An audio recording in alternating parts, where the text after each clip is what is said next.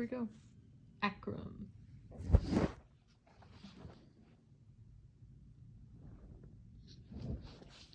From How Does It Feel to Be a Prophet. In the dark, they could not see who had gained the victory. Remember, Langston Hughes is an African-American poet that we've talked about before in class. Akram is a 21-year-old Palestinian-American with a Caesar haircut, I have no idea what that means, and silver wire-framed glasses that give him a serious, almost Roman look. But Akram is no mirthless senator. He laughs easily and has an impressive comic timing, along with an equally striking work ethic. At his father's Brooklyn grocery, he labors 65 hours a week during the school year while also attending college full-time. In the summer, he works a full 90 hours a week. When he's not at work or at school, he's usually flopped out at home, where he lives with his extended family, 13 of them, holy crud, in a narrow 2-family house in Sunset Park. Exhausted from work and school, he's normally in his room watching TV, where he gets absorbed to the point where he can't pull himself away from all the terror talk in the culture. For the last 2 seasons, his favorite show has been Fox's ticking bomb terror drama 24, and he never misses an episode. He likes rooting for the wrong side and loves to tell me that I'm the spitting image of one of last year's terrorists. Oh my gosh, it's funny that he admits to it too. He has his own pride in his heritage and his religion, but everywhere he turns, from TV shows, movies, news reports, and the occasional customer, the culture is droning on that Islam is to be feared and that Arabs are a problem to be dealt with. Most of the time, he laughs with his friends at these cartoonish representations, but behind the humor is the ache of an identity under siege. And so Akram is looking for a way to redeem his own sense of himself. This is not a front page story of violence or rebellion. The responses we have been programmed to expect by a culture mired in fear, sensationalism, and complacency. It's in fact a far more typical tale of quiet frustration, full of longings for escape and rebirth. Akram wants to be free of the drudgery of his work by moving up and beyond the store, but he also wants to be rid of all the stereotyping and misunderstanding that is floating around like a bad odor. This is his story about race and class and opportunity, and about trying to figure your way in a world of progressive disenchantment. Disenchantment means when you're like unhappy about something. You thought it was going to be, good, and it really just plain wasn't. What do you do when everything and everyone, from teachers to TV, is screaming that you and your culture just don't belong? You have to come up with your own solutions, and Akram has found his answer. He's quitting the United States and heading to Dubai, a newfound land of opportunity, a global oasis of modern wealth, done up Arabic style. Dubai. It's the latest Arab American dream. I've known Akram for several years, and when I visit him, it's not at his home, but usually at his family store off in East Flatbush. To get there, you board the B-17 bus and head down Ramson Avenue. The subway doesn't serve outer Brooklyn neighborhoods well, so the bus is almost always full. And you will usually be forced to stand unsteadily and hold on to the aluminum balance bar while the bus pushes and wheezes asthmatically along its route. Peering out the window, you can play a counting game with yourself. There are 7 churches and 1 Burger King before you get to your stop. If you see the Wendy's, you know you've gone too far. East Flatbush is mostly a Caribbean neighborhood that has become monotonous geography of faith and fast food. It's about 8 miles from the world and a world away from New York City's empire luxury. where the apples are hand polished and the buildings stretch out into the sky. Skyscrapers colonize air and land in mountain-sized shadows on the ground there. So in New York City, there's all the skyscrapers and everything. But in East Flatbush, the buildings are low and simple, so the sun shines brightly on beaches of concrete. It's a commercially desolate landscape, a neighborhood of hard-working, regular folk who depend heavily on the entrepreneurial immigrants' grocery store. From the bus window, you can see rows of single-family houses, some with gravel yards instead of grass. Cars rush by and kick up discarded plastic bags that float down like leaves in autumn. Runny shoes hang like ripe fruit from the electrical wires. Finding fresh vegetables or a secular bookstore poses a challenge.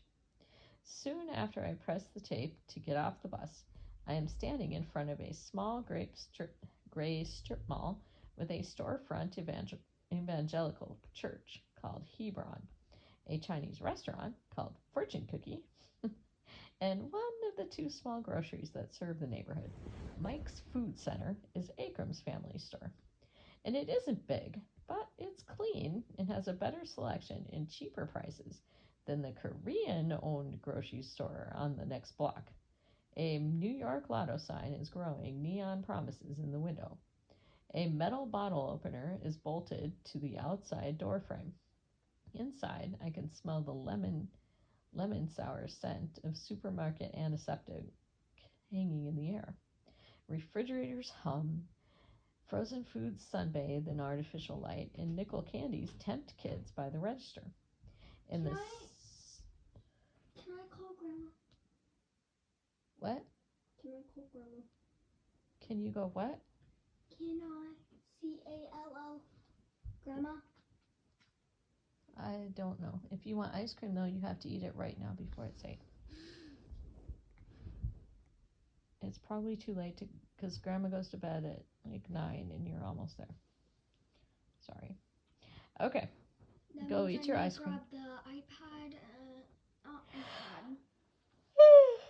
You have to write you a letter if you want iPad time. I'm not gonna grab Okay. Inside, you can sell.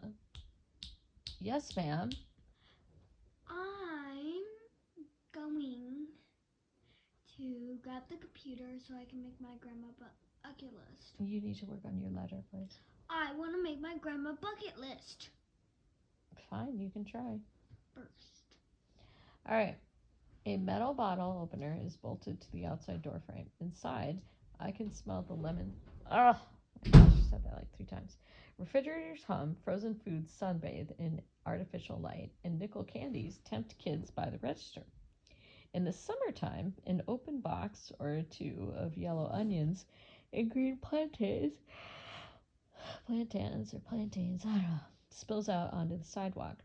Sometimes they'll have a few fresh avocados by the register that they ask you not to squeeze.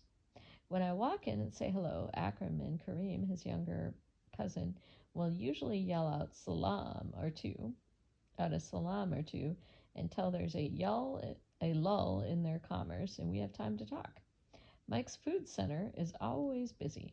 Almost everyone in the store is black. Jamaican hipsters, Haitian city workers, Barbadian mothers, African-American old-timers, except for the 4 Arab men, Akram Kareem Abdel Salam, Akram's father, and his brother Khalil, Akram's uncle, working the register or stocking the shelves. If it's Sunday afternoon, the store is packed with the after-church crowd, both Caribbean and African-American, shopping while dressed sharply in fine suits and fancy hats. You're looking good, Akram will sing while ringing up the sale. You just come from court? The customers laugh while pocketing the change. They're often buying orange juice, diapers, and loaves of pure white bread. On Thursdays, it's a different clientele. Thursdays are paydays, which means that the sales are mostly phone phone cards with special rates to the Caribbean, along with cashews, sweetened condensed milk, and single bottles of Guinness. On these days, I'll have to push my way through the crowd to the door at the door. The whole week long customers stream in a constant flow from 7 in the morning until 8 at night and 6 on Sundays when the lights go out and Akram and his father pull down the metal grate in the day's final fit. You know Where's what? your computer? This doesn't work to Where's snap. your computer? It's on the dining room table. If you snap at me again, we're going to have a big problem. God bless. Okay. When the lights go out, Akram and his father pull down the metal grate in the day's final fit of exhaustion. Tomorrow, it starts all over again. Akram knows that Mike's Food Center is everything to his family. It puts meals on the table and structures their lives, but it also swallows their time. One Sunday night, a friend called Akram while he, Kareem, and I were on our way to see the Palestinian film Paradise Now, the first movie they'd seen in a theater in over a year. They loved it. Tell him you just sat down and are having dinner with your family, Kareem joked. Akram laughed and reported this to his friend in serious tones. I don't know all my white friends, he said after he got off the phone. Whenever you call them, they always say they're having dinner with their family. He chuckled. When was the last time you had dinner with your whole family? When business does slow down, Akram reads the newspapers that are delivered to the store. It's the daily news during the week and the Sunday New York Times on the weekend. He reads all the stories about the war in Iraq and the conflicts in the occupied territories until the last one is sold, and his reading has to stop, even if he's in the middle of an article. Then he might pull out his PSP and play video games until a regular customer comes in and the conversations begin. Sometimes...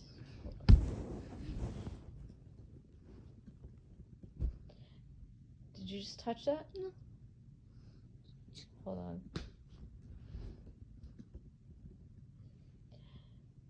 You have 15 minutes to do this, and then you need to work on your homework. Okay.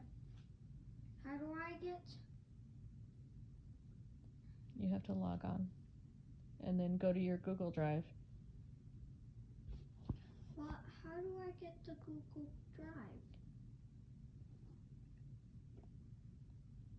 How do I get into Google Drive, Mom? Well, where's your Google Drive on your account? Okay, I'll have to stop. Sorry. Give it to me, and I'll quickly do it. Because you have to have Google. I'm on Google.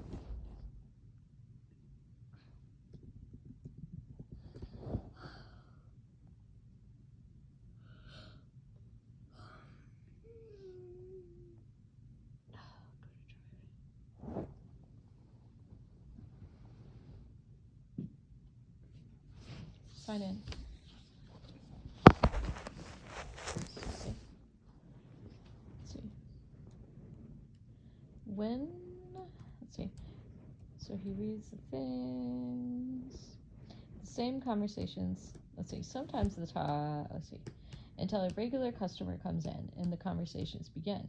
Sometimes the talk is political, but it usually starts out as banter. That means just teasing each other. Now go to New and do a new Google Doc.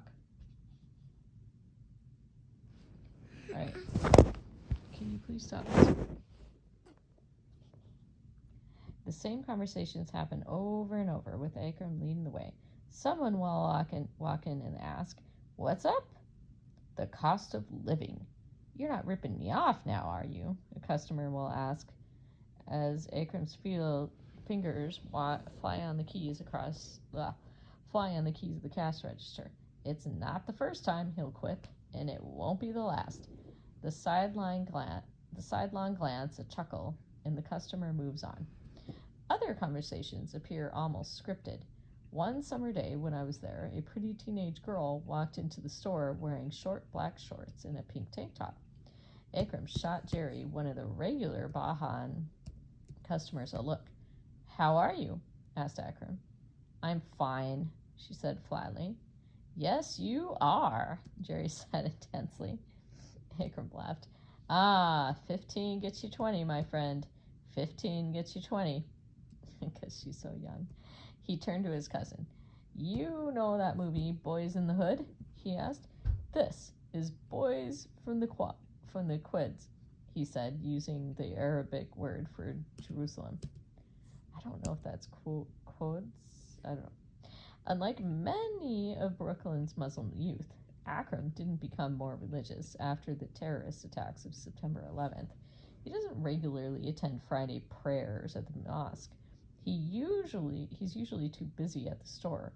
And anyway, the imam in the nearest mosque is constantly lecturing his mostly Yemeni store owner congregation about the sins of selling alcohol and pork. Ideas that Akram and his cousin find boring, repetitive, and unrealistic. On the other hand, owing to his interactions with his customers, he knows all the countries of the Caribbean, their politics, their foods, and their vernaculars. He'll joke with an older Grenadian woman that he went to school with, Maurice Bishop's son. Just when she believes him, he'll smile the bad news to her that he's joking. He curses the Haitians in Jamaican patois, and the Jamaicans,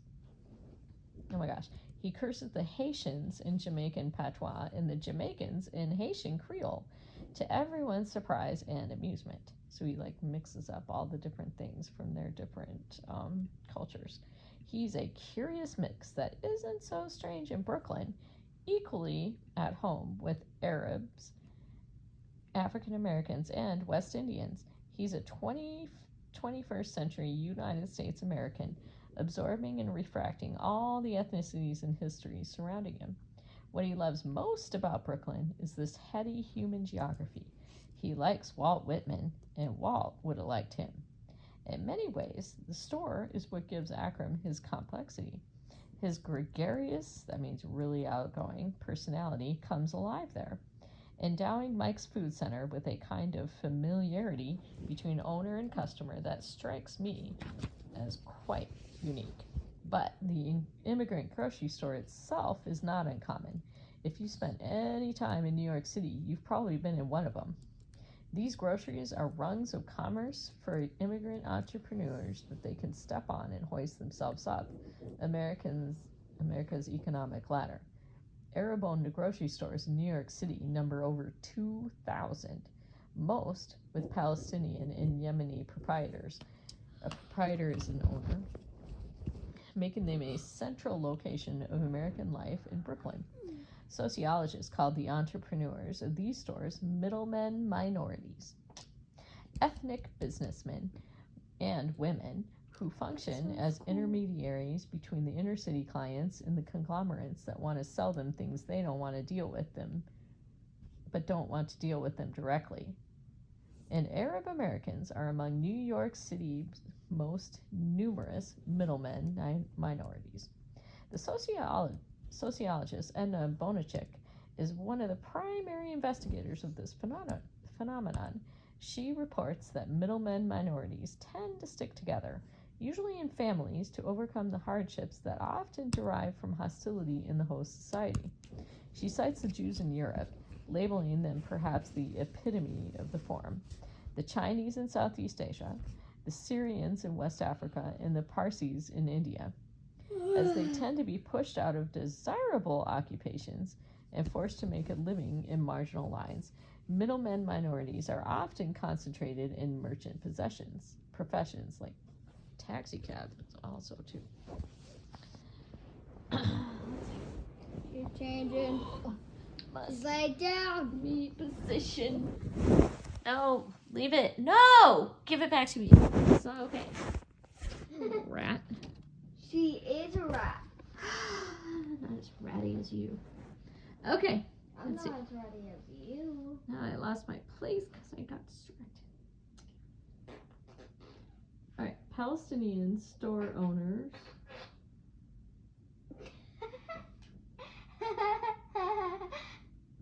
Palestinian store owners in Brooklyn are the latest manifestation of an old form in which the work often pays off financially but requires long hours and intense dedication. Like every other middleman minority, Palestinians also exhibit a strong attachment to our ancestral homeland and a high degree of ethnic solidarity.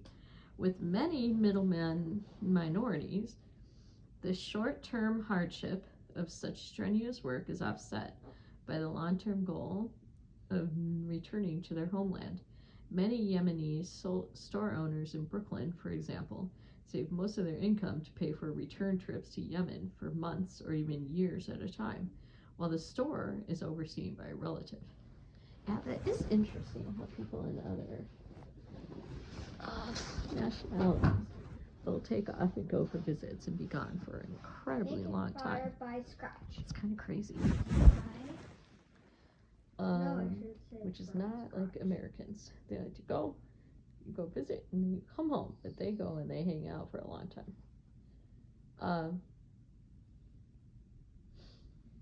Okay, with many.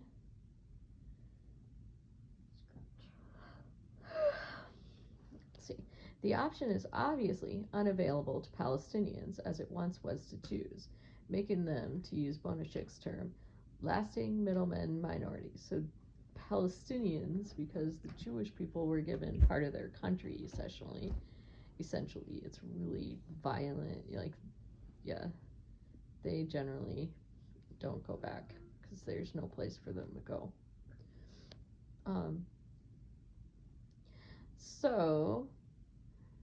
And sometimes, as Bonachik also notes, the stores that middlemen minorities own can become the causes of conflict in the neighborhoods where they're based, even though the store owners too are often discriminated against by the culture at large. It's kind of crazy. We have become in some senses conditioned to this conflict through American cinema and culture. Remember the scene in Spike Lee's film Do the Right Thing, for example, when a mob is on a rampage after the police choke the life out of Radio Raheem. They lay their eyes on the Korean store in the neighborhood and are ready to burn it down as the Korean shopkeeper yells, "Me no white, me black." And the people in the mob start to laugh, deciding to leave the Korean man in his store alone. Koreans and Arabs are the two most common middlemen minorities in New York City today. Thankfully, Mike's Food Center has never seen any riots, and the atmosphere there is more often like the one in Barbershop than Do the Right Thing, or the nihilistic Falling Down. I have no idea what that movie is. In fact, the relationships are even more complex than black, non-black at Mike's Food Center and in East Flatbush, owing in large part to the triangulation in the store between African Americans, Caribbean Americans, and Palestinian Americans, a complicated mix of groups, all of whom have unique histories in the U.S., but East Flatbush wasn't always this tricky.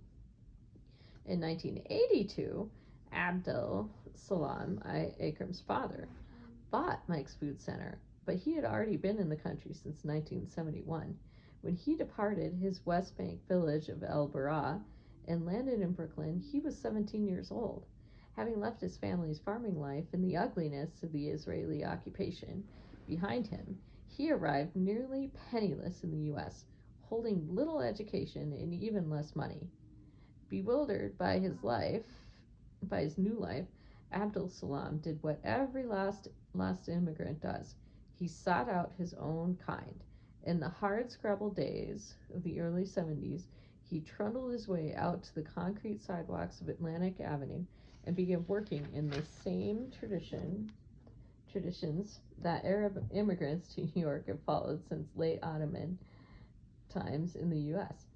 Abdul Salam peddled whatever he could get his hands on. He bought clothes and costume jewelry wholesale and sold them at retail prices around the neighborhood, all over the city. It was a hard, tenuous existence. Once, when he had nothing left to sell and only dust in his pocket, he picked up a stray cat and walked into a pizzeria in Brooklyn. With a smile and some sweet talk, he convinced the man behind the counter that the cat was a purebred Egyptian and worth $2 and 2 pies. Maybe the Italian took pity on the poor Palestinian man, but it didn't matter. This was the best sale and the tastiest pizza of his life. He left peddling behind, and over the next 11 years, Abdul Salam worked in other Arab grocery stores around the city and saved every penny he earned. He shared an impossibly small studio apartment with 6 other men, where they lived one on top of the other, rotating occupancy between shifts of work. He sent money home and spent nothing superfluously. Oh, there we go. Superfluously. I'm going to do it superfluously. There we go. Until he and his brother Khalil, who had followed him to Brooklyn the year after he arrived, had saved enough to make another Palestinian friend from El Bara to make the move from worker to owner. The 2 brothers found out that another Palestinian friend from El Bara was selling his store in East Flatbush. So that word, the superfluously, that means they didn't spend extra crap. Like, they tried to save all their money. The store was still called Mike's Food Center from 2 owners earlier. This is so funny. And back when the original Mike ran it, back then, East Flatbush was mostly Jewish, but the casts are never stable in New York's ethnic drama. And in the middle 1980s, Caribbean immigrants began moving into the neighborhood in large numbers, and the Jewish population moved out and up. A very few old-timers, but really no more, still live in the neighborhood. The 2 brothers watched the transformation from the stoop of their store. They began stocking plantain chips, for the Caribbeans, and ginseng potions for the